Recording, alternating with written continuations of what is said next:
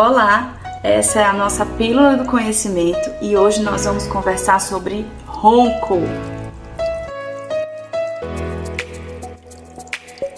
Sabe aquele ronco que seu companheiro ou sua companheira reclama todas as noites?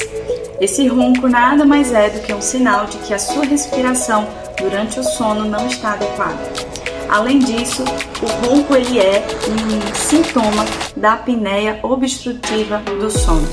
Essa apneia, que pode ser silenciosa ou não, ela sobrecarrega o seu sistema cardiovascular, aumenta a sua pressão arterial e traz uma série de problemas para a sua saúde. Um desses problemas é o bruxismo do sono. Se você tem um quadro de apneia do sono, o seu bruxismo vai se tornar muito mais intenso enquanto você dorme.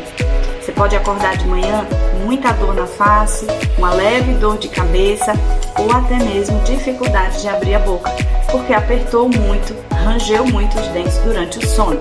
Então não deixe as coisas piorarem, nós somos especialistas em odontologia temporomandibular. Estamos aqui para o que você precisar.